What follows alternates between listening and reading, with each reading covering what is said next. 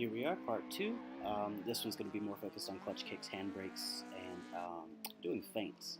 So I'm going to start off here with a feint using a braking drift to actually start the drift. But the feint is here. You see I fake to the right and then really hard to the left.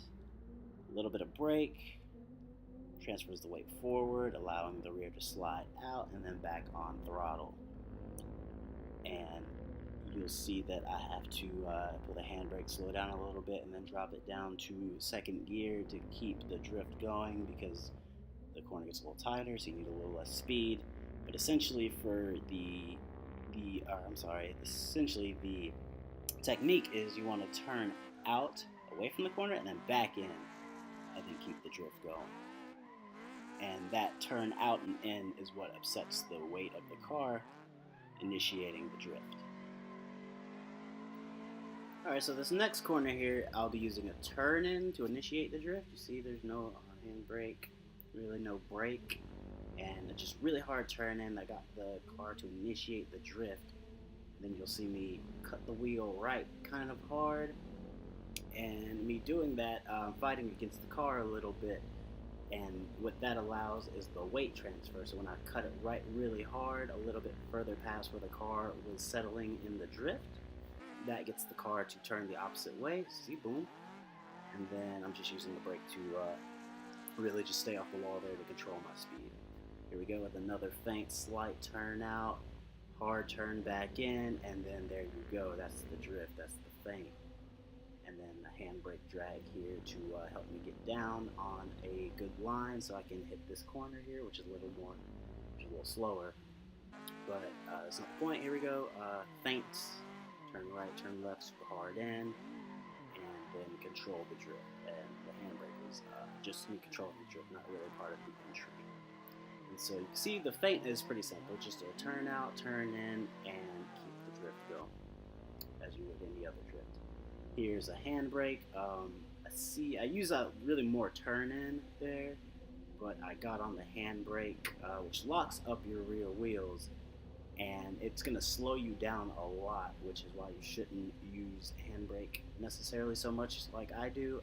It really makes your drifting pretty slow if you're on it all the time, but it's really good for a simple entry technique. Boom, just a quick handbrake and turn in handbrake, clutch in, and that is what will get you to go ahead and get that drift started.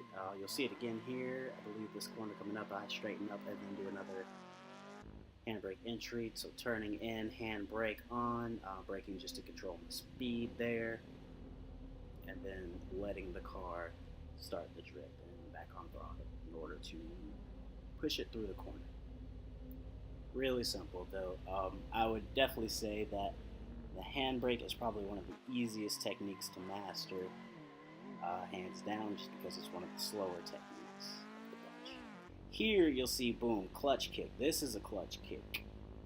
You'll see me shift up, and then I get on the clutch again without releasing the throttle. That shock loads the rear tires and starts it shock loads the drive line and gets your tires to spin. And so clutch kick is really easy. The only thing you really need to know for that is stay on throttle and push the clutch in, let it go, one fluid motion. Alright, so here, clutch kick turn in, going the opposite way, setting up for that feint, cutting the wheel left again with another clutch kick in order to shock the drive line to keep the drift going and turn the car in the opposite direction. Here was two clutch kicks essentially to start the drift, but that was really another feint setup where I turned away from the corner, and then clutch kick to go the other way, keep my speed up, and just keep going through the corner. And so you'll see how, and especially in your own practice, you'll see where to apply clutch kicks and handbrakes. Handbrakes are going to slow you down, as I stated, so you really don't want to use clutch kicks into fast corners because then you have to rebuild up that speed again, especially in lower horsepower cars where it really makes a difference. And there's one other one here. This was not really entry. It's still a weight transfer, but you see I put it into third gear and just keep the drift going. I put it in third gear and then just drop the clutch, still full throttle, and that allows me to keep the drift going throughout there. But it's still, when at the base of it, it's still just another, clutch kick entry. Alright, Minami in the E30. This will be the last little part of our entry series. There we go. Just showing off more clutch kicks, really. That's the main reason for me putting this in here. This is a really good track for learning and getting down clutch kicks.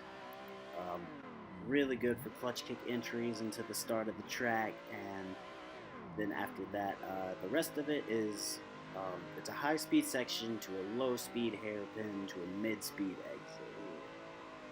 But outside of that, like I said, this is an entries video, and mainly I will use clutch kicks depending on the car, but most cars I will use a clutch kick on this track. And I really put this in here to show you that for the clutch kick, it's really good for trying to keep speed up. If you were to handbrake this entry, you would lose too much speed and you wouldn't make it down the straightaway on this track or that first corner. So here we go again, watch. On throttle, clutch kick, still on throttle, stayed on throttle, did not let off. And then you take the jump and control it with the steering through here.